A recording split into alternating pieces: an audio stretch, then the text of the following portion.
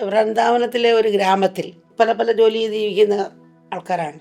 അപ്പോൾ ഒരു നെയ്ത്തുകാരനാണ് നീരജയെ കല്യാണം കഴിച്ചത്. അങ്ങനെ ഒരു സാധുഗ്രഹത്തിലാണ് നീരജയെ കൊണ്ടുപോയിരിക്കുന്നത്. അപ്പം അന്നന്ന് ജോലി ചെയ്ത് ആ മുണ്ടുകൊണ്ട് വിറ്റിട്ട് കിട്ടുന്ന പൈസ കൊണ്ടാണ് കഴിയുന്നത്. അപ്പം നീരജയും ആ നെയ്ത്ത് ജോലി പഠിപ്പിച്ചു.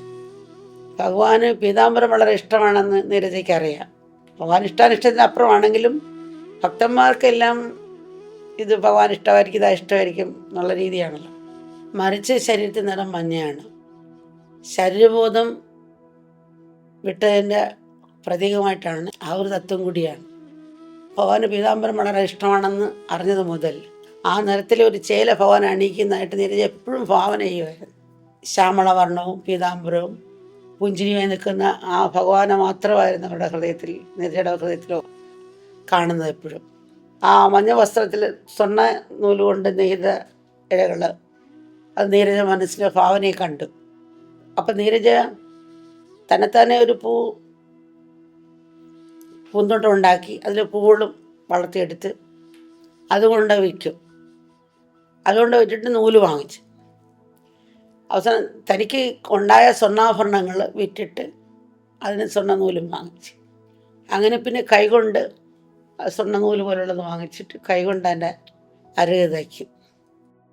ഭഗവാൻ ജന്മദിനം വന്നെടുത്ത് തലേ ദിവസം നീരജ സാധനം വാങ്ങി വീട്ടിൽ വരുമ്പോൾ ഇത്തിരി താമസിച്ചു പോയി. ഭഗവാന് ജന്മദിനം പോകുമ്പോൾ ഇതിന് കൊടുക്കണമെന്നുള്ള രീതിയിൽ സാധനങ്ങളൊക്കെ വാങ്ങാൻ താമസിച്ചു പോയി. ഭർത്താവിന് ഭയങ്കര ദേഷ്യം ഉണ്ടായിരുന്നു. അപ്പം പിറ്റേ ദിവസമായപ്പോൾ വീട്ടിൽ തീ കത്തിക്കാൻ വേണ്ടി അടുത്ത വീട്ടിൽ പോയി തീയും കൊണ്ട് വരികയാണ്. അപ്പോൾ തീ കൊണ്ടുവന്ന സമയത്ത് ഭർത്താവ് നീരജയെ പിടിച്ച് തല്ലി ചീത്ത വിളിച്ചു. തട്ടിയിട്ട് നീരജ പറഞ്ഞു വീണ്. കൈ തീരുന്നത് പുരയുടെ പുറത്തേക്ക് വീണ്. ആ പുരയുടെ പുറത്ത് വീണിട്ട് പെട്ടെന്ന് കാറ്റം വന്നു പുരയിൽ തീ പിടിച്ചു. അപ്പോൾ നീരജ വിഷമിച്ചു. അയ്യോ, ഭഗവാന്റെ തൊള്ളത്തിൻ്റെ തുണി അവിടെയാണല്ലോ വെച്ചിരിക്കുന്നത്. അപ്പോൾ അതെന്തായി കാണും, കരഞ്ഞു കാണുമോ?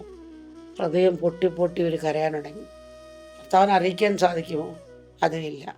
അടുത്ത വർഷം ഭഗവാൻ ഇന്നപോലെ ജന്മദിനമെന്നുള്ള കിനാവ് കെട്ടിയാണ് ഇത്രയും കഷ്ടപ്പെട്ട് ജോലി ചെയ്ത് പതിയെപ്പറ്റി പൂക്കൾ നട്ടു വളർത്തി ആ പൂ കൊണ്ട് കുറച്ച് വിൽക്കുകയും ചെയ്ത് ആണിത്. ആ പൈസയ്ക്കാണ് നൂല് വാങ്ങിച്ചത്. ഭർത്താവ് എടുക്കാതിരിക്കാം. നോക്കിയപ്പോൾ തുണിയോടെ കാണാനില്ല. അപ്പോൾ അത് കരഞ്ഞു കാണുന്നുണ്ട്. ഹൃദയം പൊട്ടി ഒരു വിങ്ങി കരയാണ്. നാളെ ജന്മങ്ങളാണ്, എന്താ ചെയ്യേണ്ടത്? മറ്റൊരു വഴിയില്ല. എന്നാലും ഭഗവാന്റെ ജന്മങ്ങൾ കാണാതിരിക്കാൻ പറ്റത്തില്ല ഭഗവാനെ. അപ്പോൾ തുളസി എടുത്ത് കെട്ടി കരഞ്ഞ് കണ്ണുനീർ വാഴ്ത്ത് കെട്ടി, ഭഗവാനെ ഞാൻ ഓരോ ദിവസവും കിനാകൊണ്ടാണ് അവിടത്തേക്ക് ഇടാൻ വേണ്ടി, അതും കരഞ്ഞു പോയതായിരിക്കുമല്ലോ, ഞാൻ വല്ല തെറ്റുകളും ചെയ്തോ, ക്ഷമിക്കണമേ, അവിടെ നിന്ന് എൻ്റെ അപരാധം പൊറുക്കണേ എന്നൊക്കെ പ്രാർത്ഥിച്ച് മാല കെട്ടി. അങ്ങനെ ആ മാലയും കൊണ്ട് നീരജ ഭഗവാന്റെ ജന്മദിന ദിവസം പോവുകയാണ്. എന്നാൽ ഇങ്ങനൊരു സംഭവം നടന്നതായിട്ട് പോലും നീരജയുടെ മുഖത്ത് കാണാനില്ലായിരുന്നു. ഉള്ളിൽ എത്തിന്ന് ആരോട് പരാതിയായിട്ടൊന്നും പറഞ്ഞില്ല. പക്ഷെ മറ്റുള്ളവരൊക്കെ അറിഞ്ഞിട്ട് പോയി ആശ്വസിപ്പിക്കുന്ന ഈ വാക്കുകൾ പറയാണ്. നീരജയുടെ മനസ്സിൽ എപ്പോഴും ഭഗവാൻ എന്നുള്ള ഒരു ചിന്തയാണ്.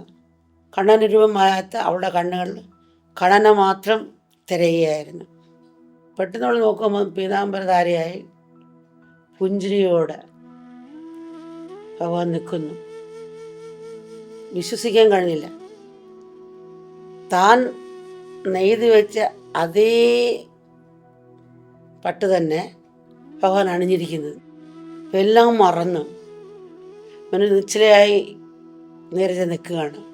പറിച്ച് തുളസിമാലയും പിടിച്ചുകൊണ്ട് നിൽക്കുമ്പോൾ ഭഗവാൻ പോയി തട്ടി. അപ്പോൾ പെട്ടെന്ന് ഉണർന്ന് മാല ഇട്ടു. അപ്പോൾ ആദ്യത്തെ മാല നീരജയുടെ മാലയാണ്. നീരജയുടെ സ്വപ്നവും പൂവണിഞ്ഞു. അപ്പോഴും നീരജ നോക്കി നിൽക്കുകയാണ്.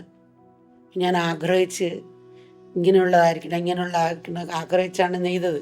പക്ഷെ അതുപോലെ തന്നെയുള്ള പീതാംബര വസ്ത്രമാണ് ഭഗവാൻ ധരിച്ചിരിക്കുന്നത്. ഗോപികൾ കൊണ്ടുവന്ന എല്ലാ സമ്മാനവും ഭഗവാൻ സ്വീകരിച്ചു. അവരുടെ വിവരങ്ങളെല്ലാം അന്വേഷിച്ചു. കണ്ണൻ കൂട്ടുകാരുടെ അടുത്തേക്ക് ഓടി. കണ്ണനോട് ചെവി രഹസ്യം എന്തോ പറഞ്ഞു. അത് കേട്ടവർ ഉച്ചത്തിൽ ആർപ്പ് വിളിച്ചുകൊണ്ട് മത്സരിച്ച് ഓടി മറഞ്ഞു. പിന്നിൽ നിന്ന് കണ്ണനൊക്കെ വിളിച്ചു പറഞ്ഞു, നിങ്ങളെല്ലാവരും മരണം വന്നിട്ടേ ഊണ് കഴിക്കുള്ളൂ എന്ന് പറഞ്ഞു.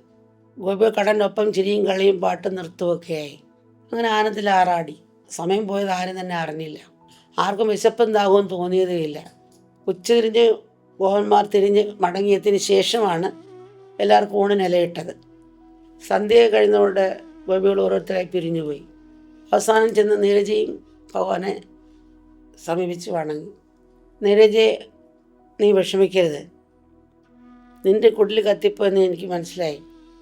പക്ഷെ ഞാൻ നീ വന്നപ്പോൾ തന്നെ ഇവിടെ നിന്ന് ഗോപന്മാരെയൊക്കെ അയച്ചിട്ട് നിൻ്റെ കുടിൽ നല്ലവണ്ണം ശരിയാക്കി കെട്ടിവെച്ചിട്ടുണ്ട്. പിന്നെ അത് മാത്രമല്ല, നീ ഒരിക്കലും നെയ്ത് ആ പട്ട് അവിടെ കരിഞ്ഞിട്ടില്ല.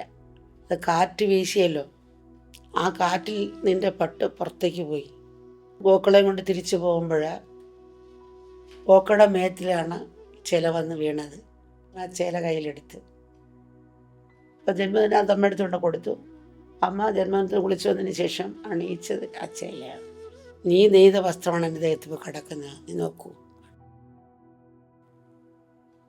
അപ്പോൾ ഇതെല്ലാം മറന്ന് അപ്പോഴും നിശ്ചയമായി നിന്നുപോയി. ഞാൻ ഒരു കാര്യം എല്ലാവരും അറിയിക്കാൻ പോവാണ്. എന്നെ പല നാമത്തിൽ ജനങ്ങൾ വിളിക്കാറുണ്ട്. ഇനി മേലിൽ എന്നെ അവർ പീതാംബരനെന്നും വിളിക്കും. ആ നാമവും ഈ ചേല പോലെ നിന്റെ ജന്മദിന സമ്മാനമാണ്. ഭഗവാനും യഥാർത്ഥ ഭക്തരും തമ്മിലുള്ള ബന്ധത്തെക്കുറിച്ചാണ് ഈ കഥ നമ്മളെ ഓർമ്മിപ്പിക്കുന്നത്. ഭക്തർക്കെല്ലാം തന്നെ ഭഗവാനാണ്, ഭഗവാനെല്ലാം തന്നെ ഭക്തരും. നിഷ്കാമ പ്രേമത്തിൻ്റെ പ്രതീകമാണ് ഈ ബന്ധം. ഈ പ്രേമമെന്നും എപ്പോഴും എല്ലാവരും നിലർത്തിക്കൊണ്ടുപോകാൻ ഇടവരട്ടെ. ഭഗവാൻ പുഞ്ചിരിച്ചുകൊണ്ടാണ് ലോകത്ത് വന്നതും പുഞ്ചിരിച്ചുകൊണ്ട് തന്നെ അവിടെ നിന്ന് യാത്രയാകുകയും ചെയ്തെന്നാണ് പറയുന്നത്. നമ്മളാകട്ടെ കരഞ്ഞുകൊണ്ട് ഭൂമി ജനിക്കുന്നു. ഇവിടുന്ന് വിട്ടുപോകുമ്പോഴെങ്കിലും നമുക്ക് പുഞ്ചിരിയോടെ പോകാൻ സാധിക്കണം. കൃഷ്ണൻ്റെ മായാത്ത പുഞ്ചിരി അതിന് പ്രചോദനമായി തീരട്ടെ. ആ പരമാത്മാവുള്ള പ്രേമം എല്ലാവരുടെയും ഹൃദയങ്ങളിൽ ആ പൂർണ്ണ നിലാവായി നിറഞ്ഞു ഒഴുകട്ടെ.